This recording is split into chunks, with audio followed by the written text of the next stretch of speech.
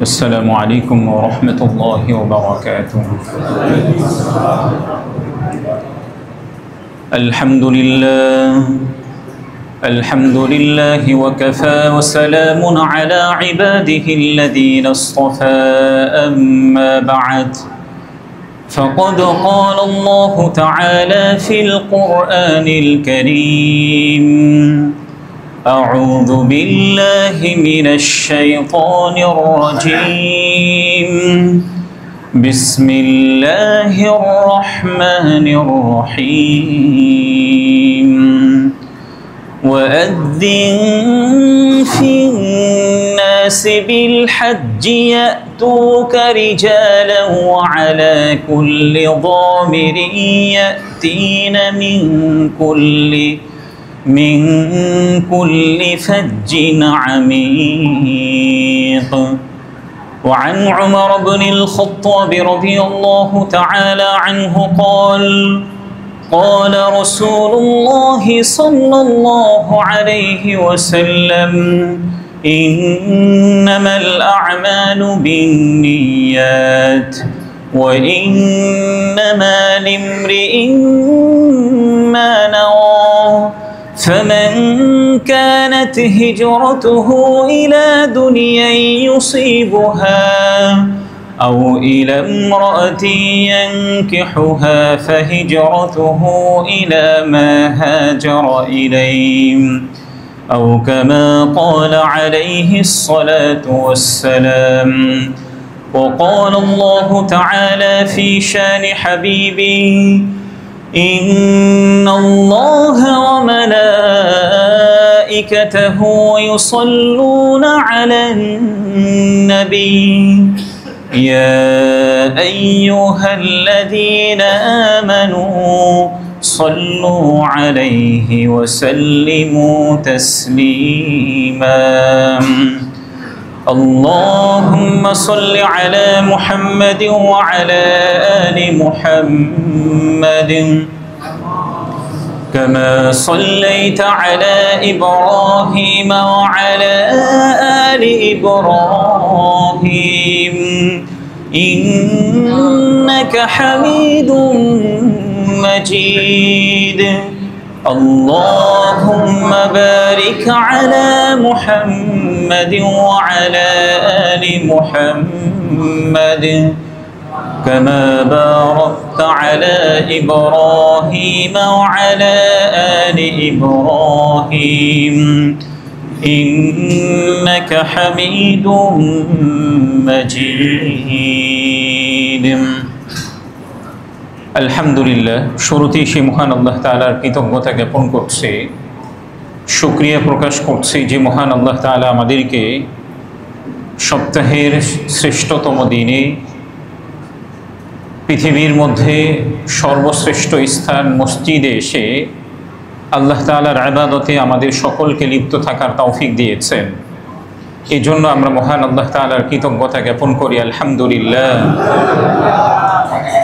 দরুদ ও সালাম পেশ করছি বিশ্ব মানবতার মুক্তির দূত, সকল নবীদের সর্বশ্রেষ্ঠ নবী এবং সর্বশেষ নবী, যার অসীম ত্যাগ, ভাষাতীত কোরবানি আর অফুরন্ত সাধনার বরকতে আমরা ইসলাম নামক একটি সুন্দর ধর্ম পেয়েছি। এই জন্য সেই প্রিয়তম ব্যক্তির প্রতি দরুদ পড়ি সাল্লাল্লাহু আলাইহি ওয়াসাল্লাম। সুস্থতা কামনা করছি যারা ঈদুল আজহা উদযাপন করার জন্য গ্রামে গিয়েছিলেন, গ্রামের বিভিন্ন পরিবেশের কারণে অসুস্থ হয়েছেন কিংবা বিভিন্ন সমস্যায় পতিত হয়েছেন, আমরা আল্লাহ তাআলার কাছে দোয়া করছি আল্লাহ রাব্বুল আলামিন যেন সকলকে পরিপূর্ণ সুস্থতা দান করেন। মাগফিরাত কামনা করছি আমাদের প্রিয় শ্রদ্ধাভাজন পিতা মাতাদের মধ্য থেকে যারা আল্লাহ তাআলার সান্নিধ্যে চলে গেছেন, আল্লাহ রাব্বুল আলামিন যেন সকলকে জান্নাতের সর্বোচ্চ মর্যাদা দান করেন। পরম শ্রদ্ধাভাজন মুরব্বীবৃন্দ এবং প্রিয় ভাইয়েরা, আমরা সকলেই অবগত আছি হজের মাস চলছে। ইতিমধ্যেই বাংলাদেশের ম্যাক্সিমাম হাজি বাংলাদেশে হজ সম্পাদন করে বাংলাদেশে ফিরেছেন অথবা ফিরছেন অথবা আগামী কয়েকদিনেও ফিরবেন। আল্লাহ তাআলা যাদেরকে সুযোগ দিয়েছিলেন, যাদেরকে সৌভাগ্যমণ্ডিত করেছিলেন, যাদের ভাগ্যটা ছিল সুপ্রসন্ন, আল্লাহ তাআলা তাদেরকেই মূলত তার ঘরে ডেকে নিয়েছিলেন। এবং এই সমস্ত মুসলিম ভাই বোনেরাই প্রিয় নবীজি সাল্লাল্লাহু আলাইহি ওয়াসাল্লামের পবিত্র রওজায় কবরে গিয়ে সালাম দেওয়ার সুযোগ পেয়েছেন। আমরা যারা এখানে উপস্থিত আছি, আমাদের প্রত্যেকেরই স্বপ্ন এবং ড্রিম হচ্ছে আমরা ইহরামের শুভ্র কাপড় পরে কাবা ঘর বাইতুল্লাহকে দেখার এবং প্রিয় নবীজি সাল্লাল্লাহু আলাইহি ওয়াসাল্লামের রওজায় গিয়ে সালাম দেওয়ার স্বপ্নটা আমরা প্রত্যেকেই লালন করি। এবং এই স্বপ্নটাকে বাস্তবায়ন করার জন্য আমাদের অনেক ভাই বোন যারা আছেন তারা প্রতিনিয়ত প্রিপারেশন নিচ্ছেন, প্রস্তুতি গ্রহণ করছেন এবং সেই লক্ষ্যকেই সামনে রেখে বিভিন্ন ধরনের প্রস্তুতি গ্রহণ করছেন। তো আমরা যারা এই বছর হজ সম্পাদন করতে পারিনি, আমি মনে করি আল্লাহ তাআলা আমাদেরকে তাদের সৌভাগ্যবানদের কাতারে আমাদেরকে অন্তর্ভুক্ত করেন নাই। আল্লাহ তাআলা ইচ্ছে করলে পারতেন আমাদেরকেও সেই সৌভাগ্যবান ব্যক্তিদের কাতারে অন্তর্ভুক্ত করতে, যারা নিজের চোখে বাইতুল্লাহকে দেখেছেন এবং নিজের মুখে গিয়ে সরাসরি প্রিয় নবীজির কবরে গিয়ে রওজায় গিয়ে সালাম পৌঁছে দিয়েছেন। এই জন্য আমরা যারা হজের সফরে যেতে পারিনি, আজকে আমি আপনাদের সম্মুখে এমন কয়েকটি আমলের কথা উপস্থাপন করব যে সমস্ত আমল করলে হাদিসের ভাষ্য অনুযায়ী আল্লাহ তাআলা আমাদের আমল নামায় পরিপূর্ণ হজ এবং ওমরার সমপরিমাণ সওয়াব দান করবেন। সুবহানাল্লাহ। আগামীতে তো অবশ্যই আমরা প্রিপারেশন গ্রহণ করব, এর জন্য প্রতিনিয়ত প্রস্তুতি গ্রহণ করব। পাশাপাশি এই আমলগুলি যদি আমরা প্রতিনিয়ত করতে থাকি তাহলে আল্লাহ তাআলা আমাদের আমল নামায় পরিপূর্ণ একটি হজ এবং ওমরার সমপরিমাণ সওয়াব দান করবেন। এর মধ্য থেকে এক নম্বর আমলের কথা যদি আমি বলি, স্ট্রংলি হজ এবং ওমরার জন্য ইচ্ছে পোষণ করা, সুদৃঢ় ইচ্ছে পোষণ করা যে আমি অবশ্যই আল্লাহ তাআলার ঘর দেখার জন্য বাইতুল্লাহতে গমন করব। কারণ কোনো ব্যক্তি যদি সুদৃঢ় ইচ্ছে পোষণ করে এবং এর জন্য যদি প্রতিনিয়ত প্রস্তুতি নিতে থাকে, তাহলে সে যদি আমৃত্যু পর্যন্ত বাইতুল্লাহতে না যাওয়ারও আল্লাহ তাআলা তাকে তৌফিক দান করেন, তাহলে শুধুমাত্র তার স্ট্রংলি নিয়তের কারণে আল্লাহ তাআলা তাকে হজ এবং ওমরার সমপরিমাণ সওয়াব দান করবেন। ইসলামের ইতিহাসে এমন অনেক ঘটনা আমি আপনাদের সম্মুখে উপস্থাপন করতে পারবো যাদের সুদৃঢ় ইচ্ছে ছিল বাইতুল্লাহতে গমন করার, জিহাদে গমন করার, কিন্তু কোনো একটা কারণে তার আটকে গেছেন। নবীজি সাল্লাল্লাহু আলাইহি ওয়াসাল্লাম হজের সফর থেকে ফিরে আসার পরে, জিহাদের সফর থেকে ফিরে আসার পরে ওই সকল সাহাবীদেরকে সুসংবাদ দিয়েছেন যে তোমাদের সুদৃঢ় ইচ্ছের কারণে আল্লাহ তাআলা তোমাদেরকে সে পরিমাণ সওয়াব দান করেছেন। এই জন্য আমরা যদি সুদৃঢ় ইচ্ছে পোষণ করি এবং এর জন্য যদি প্রস্তুতি নিতে থাকি, তাহলে হয়তোবা আল্লাহ তাআলা যদি আমার ভাগ্যে বাইতুল্লাহ দেখার তৌফিক নাও দিয়ে থাকেন, আমার সুদৃঢ় ইচ্ছের কারণে আল্লাহ তাআলা আমার আমল নামায় সমপরিমাণ সওয়াব দান করবেন। শুরুতেই আমি যে সহিহ বুখারীর 1 নম্বর হাদিস পাঠ করেছি, হাদিসটি বর্ণনা করেছেন হযরত ওমর ইবনুল খাত্তাব রাদিয়াল্লাহু তাআলা আনহু। তিনি বলেছেন, আন ওমর ইবনুল খাত্তাব রাদিয়াল্লাহু তাআলা আনহু قال قال رسول الله صلى الله عليه وسلم إنما الأعمال بالنيات وإنما لامرئ ما نوى فمن كانت هجرته إلى دنيا أو يصيبها أو إلى امرأة ينكحها فهجرته إلى ما هاجر إليه। এই হাদিসের মধ্যে প্রিয় নবীজি সাল্লাল্লাহু আলাইহি ওয়াসাল্লাম দ্ব্যর্থহীন কণ্ঠে ঘোষণা করেছেন, প্রতিটি ব্যক্তি সে সমপরিমাণ সওয়াব পাবে যে পরিমাণ সে নিয়ত করেছে এবং তার নিয়তটা যদি একমাত্র আল্লাহ তাআলার সন্তুষ্টির জন্য হয়, তাহলে আল্লাহ রাব্বুল আলামিন তাকে সে পরিমাণ সওয়াব দান করবেন। আমি হজের প্রস্তুতি গ্রহণ করছি কিংবা উমরার প্রস্তুতি গ্রহণ করে প্রতিনিয়ত যদি আমি অগ্রসর হই, তাহলে আল্লাহ তাআলা আমার আমলনামায় এই পরিমাণ সওয়াব দান করবেন। ফর এক্সাম্পল হিসাবে আমি যদি আপনাদের সম্মুখে একটা ঘটনা উপস্থাপন করি, ইসলামিক ফাউন্ডেশন থেকে একটা তাফসির প্রকাশিত হয়েছে, যে তাফসিরটির নাম হচ্ছে মাআরিফুল কোরআন, যেটা বাংলায় অনুদিত হয়েছে। এর মূল লেখক ছিলেন মুফতি শফি রহিমাহুল্লাহ। মুফতি শফি রহমতুল্লাহ আলাইহির বড় বোন একজন ছিলেন। বড় বোন মুফতি শফি রহমতুল্লাহ আলাইহিকে বলছেন যে আমার তো আল্লাহ তাআলার ঘর দেখার অনেক ইচ্ছা, নবীজির রওজায় গিয়ে সালাম দেওয়ার অনেক ইচ্ছা, কিন্তু আমি কিভাবে এটার জন্য অগ্রসর হতে পারি? আমি তো কোনো কুল কিনারা পাচ্ছি না। মুফতি শফি রহমতুল্লাহ আলাইহি তাকে বললেন যে তুমি কি এর জন্য কোনো প্রস্তুতি গ্রহণ করছো কিনা? তার প্রিয় বোন বললেন, বড় বোন বললেন যে আমাদের সংসারে এত কষ্টে দিনাতিপাত আমরা করছি, হজ উমরার জন্য যে একটু স্যাক্রিফাইস করে, একটু যে আলাদা করে টাকা রাখবো, এর সামর্থ্য আমাদের কাছে নাই। এত কষ্টে আমরা দিনাতিপাত করছি। মুফতি শফি রহমতুল্লাহ আলাইহি তার বোনকে বললেন যে দেখো, এর থেকেও যদি সামান্য পরিমাণ কয়েক পয়সাও হয়, 1950 এবং 52-এর ঘটনা আমি আপনাদেরকে বলছি। মুফতি শফি রহমতুল্লাহ আলাইহি তার বোনকে বললেন যে কষ্টেই তোমরা দিনাতিপাত করো না কেন, এর থেকেও যদি সামান্য কয়েক পরিমাণ পয়সাও তোমরা যদি বাইতুল্লাহর জন্য জমা করতে থাকো এবং এর জন্য যদি তোমরা প্রতিনিয়ত জমা করতে থাকো, তাহলে আল্লাহ তাআলা এর বিনিময়ে তোমাদের আমলনামায় সওয়াব লিখে দিবেন। মুফতি শফি রহমতুল্লাহ আলাইহির বোন মাত্র 34 বছর তিনি জীবিত ছিলেন।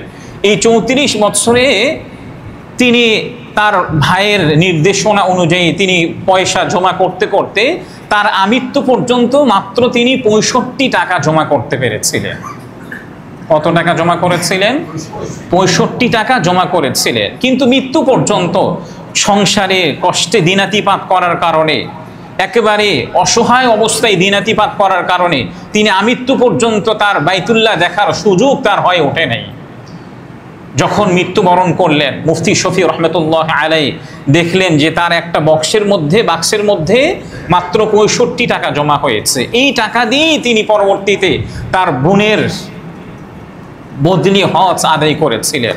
মুফতি শফি রহমতুল্লাহ আলাইহি বলেছেন যে দেখো, যে আমার বোন যে এই যে আমৃত্যু পর্যন্ত 65 টাকা জমা করেছিলেন, আমার দৃঢ় বিশ্বাস এবং হাদিসের দিক নির্দেশনা অনুযায়ী আমার বোন তার সুদৃঢ় ইচ্ছের কারণে আল্লাহ রাব্বুল আলামিন তাকে পরিপূর্ণ হজ এবং উমরা সম পরিমাণ সওয়াব দান করবেন। আমাদের অনেকেই আমরা এমন আছি যে হজ এবং উমরা আদায় করতে চাই, কিন্তু কিভাবে প্রিপারেশন নিব, কিভাবে প্রস্তুতি নিব, এর কোনো কুল কিনারা আমরা পাই না। এই ঘটনা থেকে আমরা শিক্ষা গ্রহণ করতে পারি। আমাদের যতটুকু অ্যাবিলিটি আছে সেখান থেকে একটু আমরা সেভ করতে থাকি। প্রতি মাসে চাই সেটা 500 টাকা হতে পারে কিংবা 100 টাকা হতে পারে। আমার ইন্টেনশন, আমার সুদৃঢ় ইচ্ছা দেখছেন কে? একমাত্র আল্লাহ রাব্বুল আলামিন। হতে পারে আল্লাহ তাআলা আমার সুদৃঢ় ইচ্ছের কারণে যে কোনোভাবে মৃত্যুর পূর্বেও একবার হলেও আমাদেরকে দেখার সুযোগ দান করবে। যদি এমন হয় যে ঠিক আছে, মৃত্যুর পূর্বে আল্লাহ তাআলা আমাকে দেখার সুযোগ দেন নাই, কিন্তু আমার সুদৃঢ় ইচ্ছার কারণে আল্লাহ তাআলা আমাদেরকে সওয়াব অবশ্যই দান করবেন ইনশাআল্লাহ। পৃথিবীর ইতিহাসে এমন অনেক ব্যক্তি অতিবাহিত হয়েছেন যারা আল্লাহ তাআলার অনেক বড় ওলি ছিলেন, বুজুর্গ ব্যক্তি ছিলেন, অনেক বড় শায়েখ ছিলেন। দীর্ঘদিন পর্যন্ত তাদের হৃদয়ের মধ্যে লালিত স্বপ্ন ছিল যে তারা আল্লাহ তাআলার ঘর দেখবে, কিন্তু আমৃত্যু পর্যন্ত তাদের বাইতুল্লাহ দেখার সুযোগ হয়ে ওঠে নাই। এই জন্য কি তারা আল্লাহ তাআলার ওলির খাতা থেকে তাদের নাম বের হয়ে গিয়েছে? এমন নয়। হয়তো যে কোনো কারণে তারা বাইতুল্লাহকে দেখার সুযোগ তাদের হয়ে ওঠে নাই। পৃথিবীর ইতিহাসে অন্যতম একজন বিখ্যাত সেনাপতি সালাউদ্দিন আইয়ুবী রাহিমাহুল্লাহর নাম আমরা সকলেই শুনেছি, যিনি মসজিদুল আকসাকে বিজয় করেছিলেন। দীর্ঘদিন পর্যন্ত তিনি ফিলিস্তিনের কর্তৃত্ব তার হাতে ছিল। এত বড় একজন সেনাপতি হওয়া সত্ত্বেও তার বাইতুল্লাহ দেখার সুযোগ হয়ে ওঠে নাই। এত বড় একজন সেনাপতি হওয়া সত্ত্বেও কি হয়ে ওঠে নাই? বাইতুল্লাহতে দেখার সুযোগ হয়ে ওঠে নাই। এই জন্য আমরা প্রস্তুতি গ্রহণ করব ইনশাআল্লাহ। 2 নম্বর আমল, যে আমলের কারণে আল্লাহ তাআলা আমার আমল নামায় পরিপূর্ণ একটা হজের সমপরিমাণ সওয়াব লিখবেন, সেই আমলটি হচ্ছে ঘর থেকে পবিত্র হয়ে মসজিদে সালাত আদায়ের জন্য গমন করা। ঘর থেকে পবিত্র হয়ে মসজিদে সালাত আদায়ের জন্য কি করা? আগমন করা। এই ব্যাপারে সুনান আবি দাউদের 558 নম্বর হাদিসের মধ্যে উল্লেখ করা হয়েছে, عن أبي أمامة رضي الله تعالى عنه قال أن رسول الله صلى الله عليه وسلم قال من خرج من بيته متطهرا إلى صلاة مكتوبة فأجره كأجر الحاج المحرم। হযরত আবু উমামা রাদিয়াল্লাহু তাআলা আনহু থেকে বর্ণিত, প্রিয় নবীজি সাল্লাল্লাহু আলাইহি ওয়াসাল্লাম বলেছেন, যে ব্যক্তি পবিত্র হয়ে সালাত আদায়ের জন্য মসজিদে গমন করবে, প্রিয় নবীজি সাল্লাল্লাহু আলাইহি ওয়াসাল্লাম এমন নামাজি সম্পর্কে বলেছেন, আল্লাহ রাব্বুল আলামিন এমন নামাজিকে ইহরামের কাপড় পরিধানকারীর একজন হাজির সমপরিমাণ সওয়াব তাকে দান করবেন। তাহলে একজন মুসল্লি যদি সালাত আদায়ের জন্য নিজ বাসায় পবিত্র হয়ে মসজিদে গমন করে, তাহলে আল্লাহ তাআলা তার আমল নামায় একটা পরিপূর্ণ হজের সমপরিমাণ সওয়াব দান করবেন। এই কাজটা আমাদের সকলের জন্য একেবারে ইজি না, একেবারেই সহজ। যে মসজিদে আমি যাচ্ছি, পবিত্র হয়ে মসজিদে যাই। অন্ততপক্ষে ইতিপূর্বে অনেকেই এই কাজটি করেছেন, প্রায় ম্যাক্সিমাম মুসল্লি হয়তোবা পবিত্র হয়ে মসজিদে আসেন। কিন্তু এই ছোট্ট একটা আমল যে আমার আমল নামায় এত পরিমাণ সওয়াব যুক্ত করবেন, এটা হয়তো অনেকেই ইতিপূর্বে জানতেন না। পবিত্র হয়ে মসজিদে গমন করা একমাত্র কিসের জন্য? সালাত আদায়ের জন্য গমন করলে আল্লাহ তাআলা আমাদের আমল নামায় কি করবেন? একটা হজের সমপরিমাণ সওয়াব দান করবেন। এখন আমাদের মা বোন যারা আছেন তারা কি করবেন? আমাদের মা বোনদের জন্য কাজ হচ্ছে তারা তাদের পিতাদেরকে, ভাইদেরকে, স্বামীদেরকে পবিত্র হয়ে পবিত্রতার নির্দেশ দিয়ে মসজিদে পাঠিয়ে দিবেন। তাহলে আল্লাহ তাআলা তাদের মা বোনদের এই আমলটার কারণেও কি আমাদের মা বোনদের আমল নামায় এই সওয়াবটা দান করবেন। 3 নম্বর আমল, যে কাজটি করলে আল্লাহ তাআলা আমার আমল নামায় একটি হজ এবং উমরার সমপরিমাণ সওয়াব দান করবেন, সেটি হচ্ছে আমি যখন মসজিদে আসব, মসজিদে আসার ইন্টেনশনটা যেন হয় মসজিদে এসে আমি কিছু শিখব। 2 নম্বর ইন্টেনশন হচ্ছে, নিয়ত হচ্ছে আমি নিজে কিছু শিখব অথবা অন্য কাউকে ইলমে দ্বীন শিখিয়ে দিব। নিজে শেখা। 2 নম্বরটা কি বলেন? অন্য কাউকে কোরআন এবং হাদিস শিখানো। এই আমলটিও যদি আমরা করি, তাহলে আল্লাহ তাআলা আমার আমল নামায় পরিপূর্ণ একটা হজের সমপরিমাণ সওয়াব দান করবেন। সুবহানাল্লাহ বলেন। তবরানীর 7346 নম্বর হাদিসের মধ্যে উল্লেখ করা হয়েছে, হাদিসটি বর্ণনা করেছেন হযরত আবু উমামা রাদিয়াল্লাহু তাআলা আনহু। তিনি বলেছেন, আন আবি উমামা রাদিয়াল্লাহু তাআলা আনহু قال عن النبي صلى الله عليه وسلم من غدا إلى المسجد لا يريد إلا أن يتعلم خيرا أو يعلمه كان له كأجر حاج تاما حجتهم।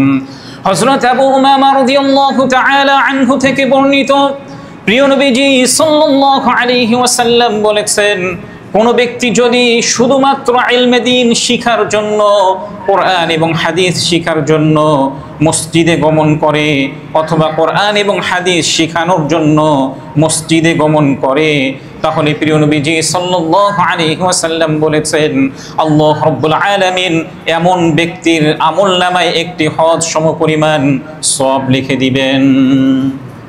মসজিদে আসার ইচ্ছাটা কি জন্য হবে?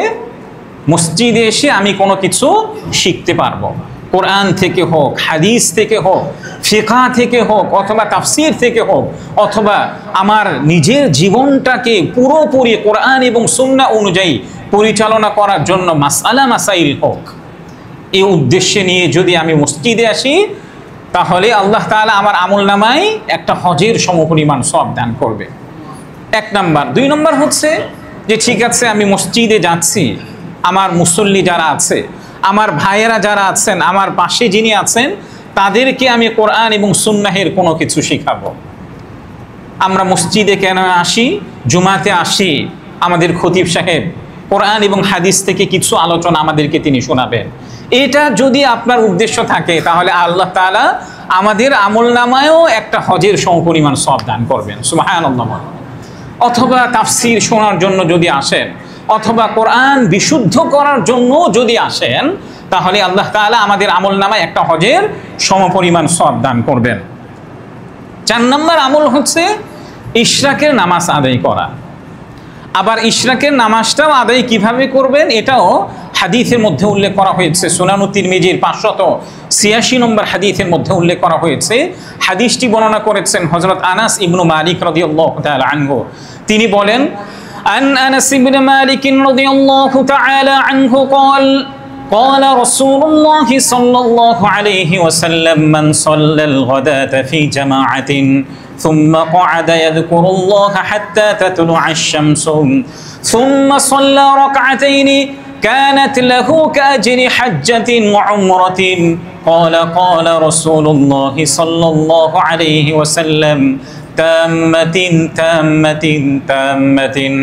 হযরত আনাস ইবনে মালিক রাদিয়াল্লাহু তাআলা আনহু থেকে বর্ণিত, প্রিয় নবীজি সাল্লাল্লাহু আলাইহি ওয়াসাল্লাম বলেছেন, যে ব্যক্তি ফজরের নামাজ জামাতের সাথে আদায় করলো, জামাতের সাথে আদায় করার পরে সে মসজিদে বসে বসে আল্লাহ তাআলার জিকির আদায় করলো, অর্থাৎ কোরআনুল কারীম তিলাওয়াত করলো, তাসবিহ আদায় করলো, কিংবা আল্লাহ আল্লাহ জিকির করতে থাকলো, অথবা দরুদ ইব্রাহিম অথবা ইস্তেগফার করতে থাকলো। এরপর সূর্য উদয় হওয়ার পরে কিছুক্ষণ পর সে যদি মাত্র 2 রাকাত সালাত আদায় করে, তাহলে প্রিয় নবীজি সাল্লাল্লাহু আলাইহি ওয়াসাল্লাম বলেছেন, আল্লাহ রাব্বুল আলামিন তার আমলনামায় একটি পরিপূর্ণ হজ এবং একটি পরিপূর্ণ উমরার সমপরিমাণ সওয়াব লিখে দিবেন। নবীজি সাল্লাল্লাহু আলাইহি ওয়াসাল্লাম এই হাদিসের শেষাংশে তিনি আরো বলেছেন, পরিপূর্ণ পরিপূর্ণ পরিপূর্ণ, অর্থাৎ 3 বার তাম্মাতিন তাম্মাতিন তাম্মাতিন বলেছেন, অর্থাৎ পরিপূর্ণ পরিপূর্ণ পরিপূর্ণ হজ এবং উমরার সমপরিমাণ সওয়াব লিখে দিবেন। আর একটা হাদিসে তো নবীজি বলেছেন, যে ব্যক্তি এশার সালাত জামাতে আদায় করলো, কেমন যেন সে অর্ধরাত্র ইবাদতের মধ্যে অতিবাহিত করলো। আর যে ব্যক্তি ফজরের সালাত জামাতের সাথে আদায় করলো, সে সারা রাত্র ইবাদতের মধ্যে অতিবাহিত করলো।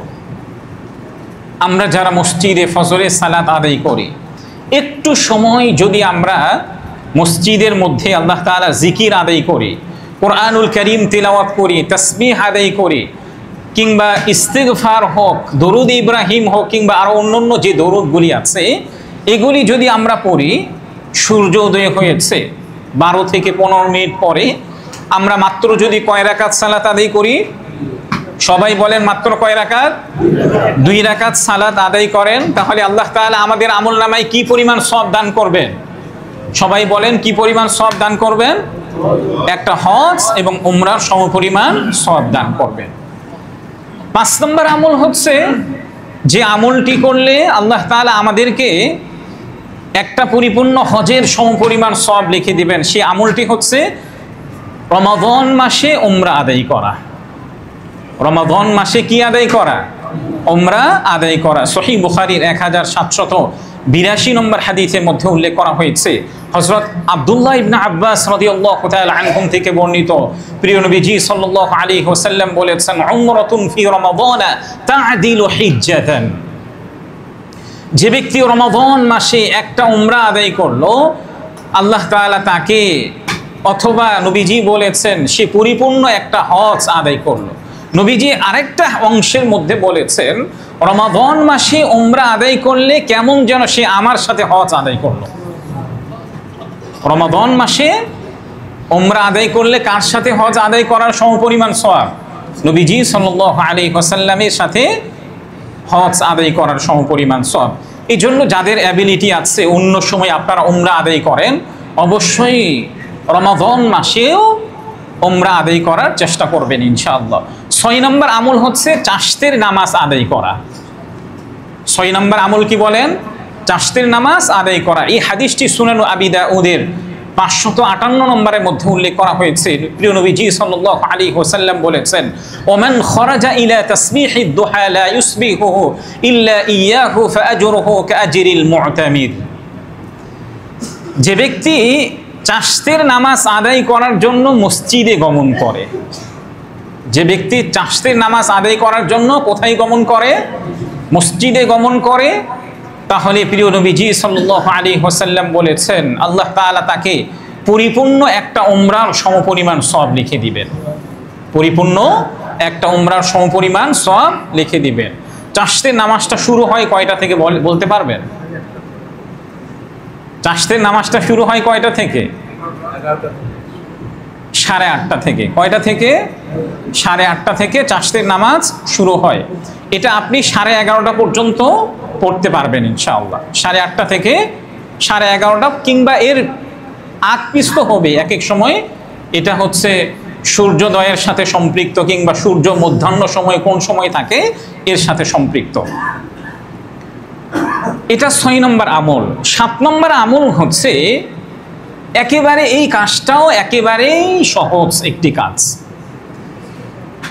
কোনো একজন হাজি হজের সফরে যাচ্ছেন, হজের সফরে যে হাজি যাচ্ছেন তার প্রয়োজনীয় জিনিসের ব্যবস্থাপনা যদি আপনি করে দেন, তাহলে ওই হাজি হজে গিয়ে যে পরিমাণ সওয়াব আল্লাহ তাআলার পক্ষ থেকে তিনি প্রাপ্ত হবেন, আপনি তার প্রয়োজনীয় জিনিসের ব্যবস্থা করে দিলেন।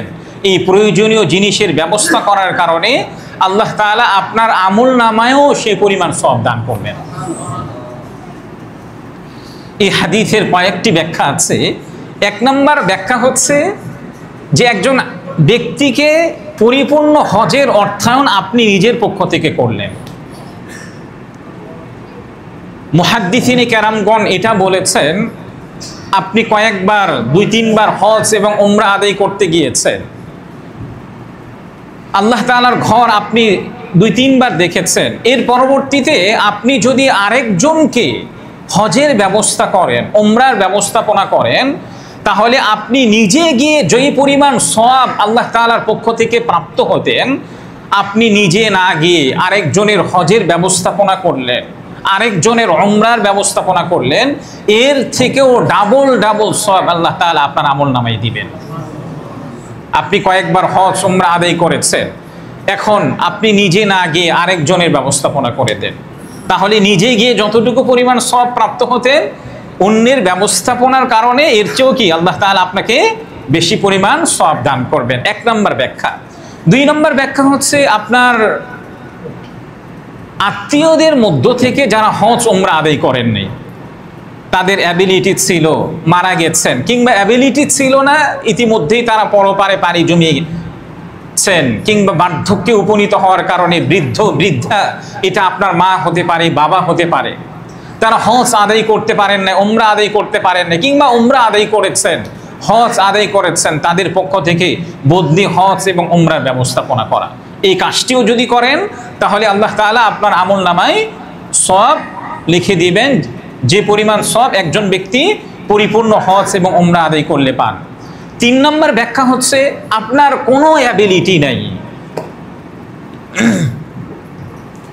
একজন হাজি হজে যাচ্ছেন, আপনার অ্যাবিলিটি আছে,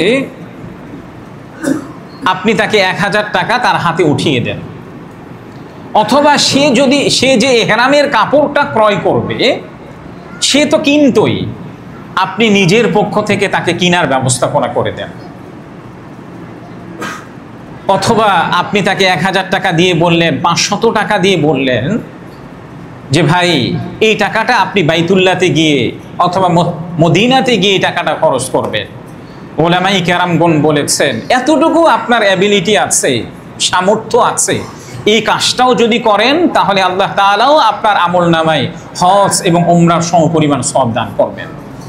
4 নম্বর ব্যাখ্যা হচ্ছে আমার কোনো ধরনের কোনো অ্যাবিলিটি নাই, একজন হাজি আমাদের মিরপুর 2 থেকে সে এয়ারপোর্টে যাচ্ছে, উমরা আদায় করার জন্য যাচ্ছে। আমার বাসায় গাড়ি আছে, প্রাইভেট কার আছে, যেটা আমি নিজে ইউজ করি। একজন হাজি হজের সফরে যাচ্ছেন, একজন উমরা আদায়কারী উমরার সফরে যাচ্ছেন, তাকে জানান, ভাই আপনি তো যাচ্ছেনই, দয়া করে আপনি যদি আমাকে একটু সুযোগ দিতেন, আপনাকে আমি একটু এয়ারপোর্ট পর্যন্ত পৌঁছে দিতে চাই। আপনি একটা বার চিন্তা করেন তো, যে একজন ব্যক্তি আল্লাহ তাআলার ঘর দেখার জন্য যাচ্ছেন, প্রিয় নবীজির রওজায় গিয়ে কবরে সালাম দিতে যাচ্ছেন, তার শুভ সূচনাটা আপনার গাড়ির মাধ্যমে হচ্ছে।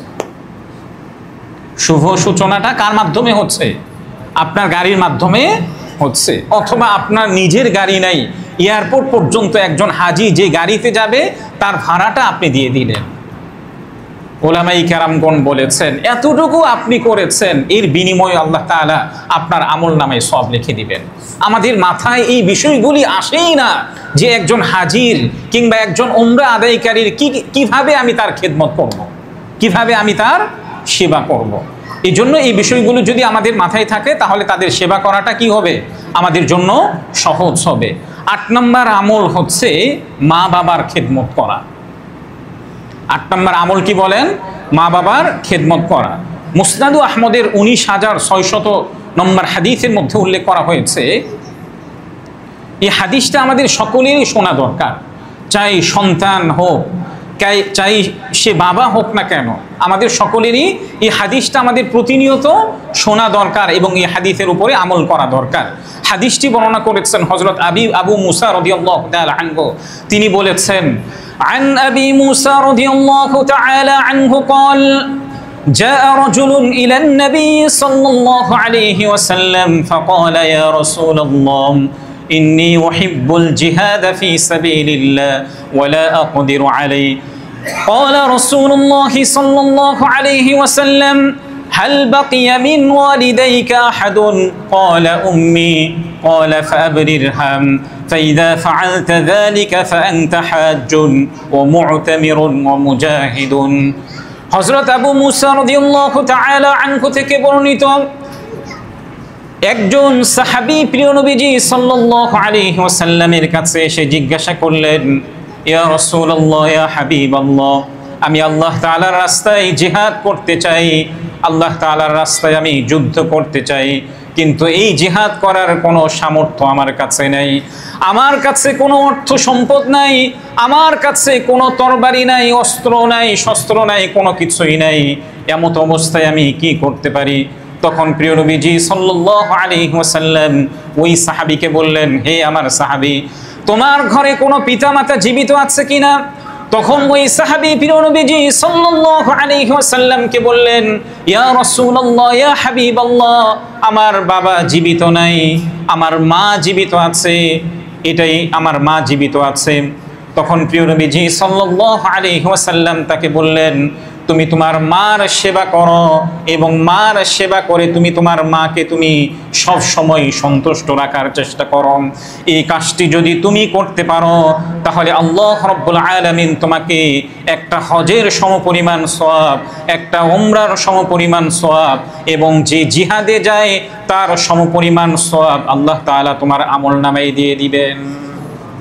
কত সহজ একটি কাজ।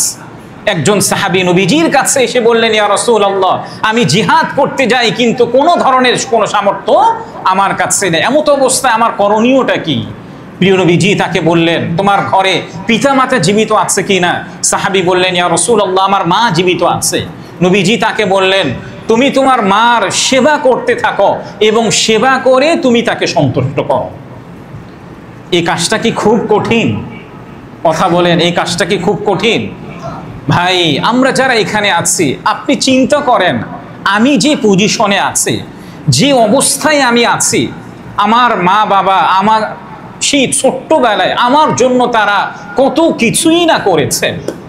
নিজে না খেয়ে আমাকে খাওয়াইয়েছেন, নিজে না ঘুমিয়ে আমাদেরকে ঘুমানোর জন্য তারা সর্বোচ্চ চেষ্টা করেছেন। আমরা যেন ভালো থাকি, এই চেষ্টাটা আমাদের মা বাবা তারা প্রতিনিয়ত করে গেছেন।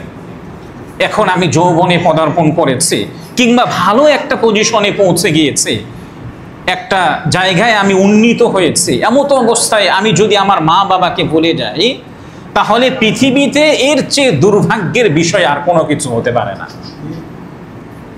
আমার মার একটা খাওয়ার কোনো কিছুর ইচ্ছে জেগেছে, যত টাকাই হোক না কেন আমি আমার মার সম্মুখে উপস্থাপন করব।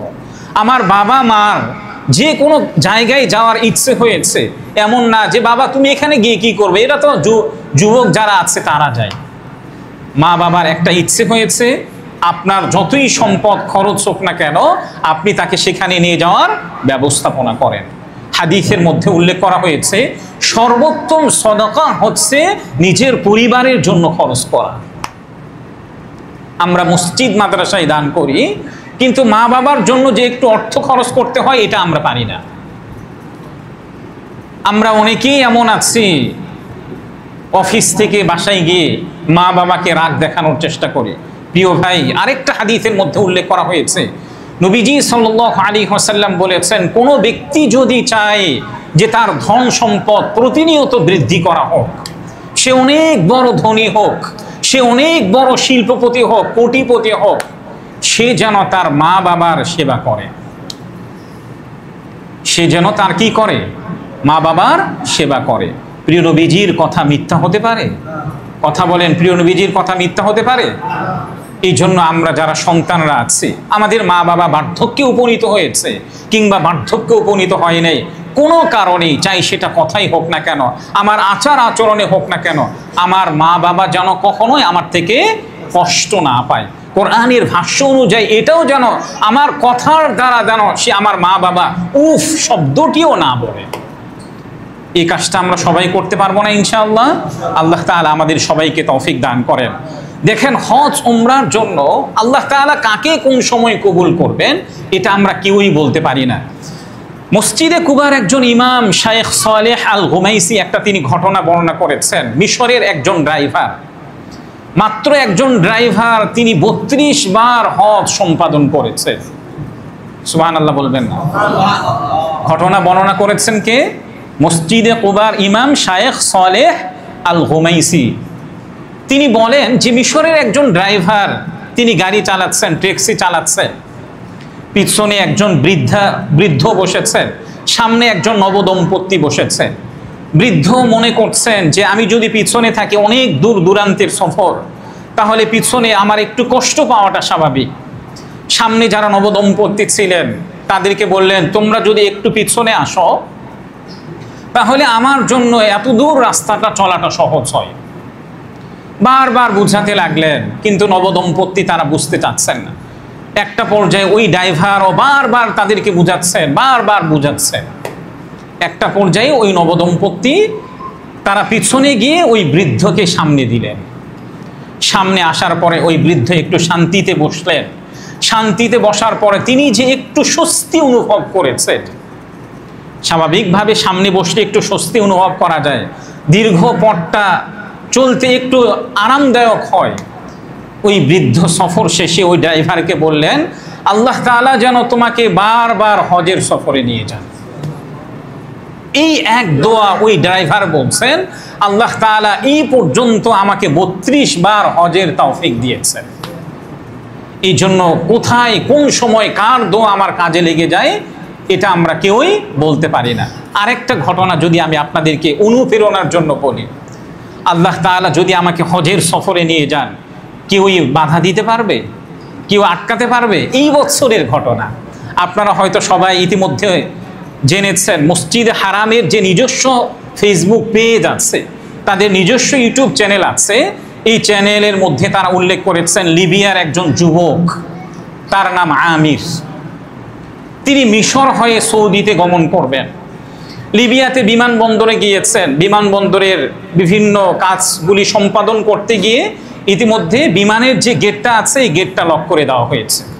তাদেরকে জানানো হলো যে একজন যুবক এখনো সেই কাজগুলি সম্পাদন করতে পারেননি, কিন্তু তাদের কোনো কথা শোনা হয়নি।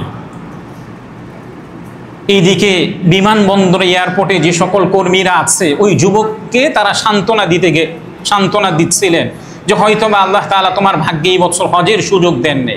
কিন্তু ওই লিবিয়ার যুবক বললেন, আমি অবশ্যই হজের সফরে যাব। আল্লাহ তাআলা আমাকে কি করবেন? অবশ্যই হজের সফরে নেবেন। বিমান কিছুক্ষণ অথবা কিছুক্ষণের মধ্যে দেখা গেল তার মধ্যে একটা যান্ত্রিক ত্রুটি দেখা গেল। যান্ত্রিক ত্রুটির সলভ হওয়ার পরে, সমস্যার সমাধান হওয়ার পরে দ্বিতীয়বার উড্ডয়নের জন্য তারা আবার প্রস্তুতি গ্রহণ করলেন। এরপরও লিবিয়ার ওই যুবক চেষ্টা করলেন যে দ্বিতীয়বারে তিনি আরোহণ করবেন। দ্বিতীয়বার যখন আবার বিমান চালানো শুরু করা হলো, বিমান উড্ডয়ন করা শুরু করলো, কিছুক্ষণের মধ্যে আবারও যান্ত্রিক ত্রুটি দেখা গেল। লিবিয়ার যুবককে বিমানবন্দরের কর্মীরা তাকে সান্ত্বনা দিলেন যে এবারও আল্লাহ তাআলা তোমার ভাগ্যে লিখে রাখে নেয়। কিন্তু লিবিয়ার ওই যুবক আমির বললেন, আল্লাহ তাআলা আমাকে অবশ্যই এবছর হজে নিয়ে যাবেন। তৃতীয়বার যান্ত্রিক ত্রুটির পরে বিমানের পাইলট যিনি ছিলেন তিনি বললেন, আমি এইবারে আমিরকে নিয়েই তারপরে উড্ডয়ন করব। আমার এই কথাটা মিথ্যা না। আপনারা ইতিমধ্যে ইউটিউবের মধ্যে অনেকেই এই বিষয়টা জানেন। এই ঘটনাগুলি বলার উদ্দেশ্য হচ্ছে, হয়তোবা আল্লাহ তাআলা আমাকে সামর্থ্যবান করেন নেই, কিন্তু আমি যদি নিয়মিত প্রস্তুতি গ্রহণ করি তাহলে আল্লাহ তাআলা আমাদেরকে অবশ্যই কি করবেন? হজ এবং উমরাতে নিয়ে যাবেন। আমি একেবারে এক নজরে আবারও বলছি, যে সকল আমলগুলি করলে আল্লাহ তাআলা আমাদের আমল নামায় হজ এবং উমরার সমপরিমাণ সওয়াব দান করবেন। 1 নম্বর আমল হচ্ছে স্ট্রংলি নিয়ত, সঠিক নিয়ত। 2 নম্বর আমল হচ্ছে নামাজের উদ্দেশ্যে ঘর থেকে ওযু করে বের হওয়া। 3 নম্বর আমল হচ্ছে মসজিদের গমনের উদ্দেশ্য হচ্ছে দিন শেখা অথবা শেখানোর জন্য। 4 নম্বর আমল হচ্ছে ইশরাকের নামাজ আদায়ের জন্য মসজিদে গমন করা। 5 নম্বর আমল হচ্ছে রমজানে উমরা আদায় করা। 6 নম্বর আমল হচ্ছে চাশতের নামাজ আদায় করার জন্য বের হওয়া। 7 নম্বর আমল হচ্ছে কোনো হাজির প্রয়োজনীয় জিনিসের ব্যবস্থাপনা করা। 8 নম্বর আমল হচ্ছে মা বাবার খেদমত করা। আল্লাহ তাআলা আমাদের সবাইকে তৌফিক দান করেন। ওয়া আখিরু দাওয়ানা আনিল হামদুলিল্লাহি রাব্বিল আলামিন।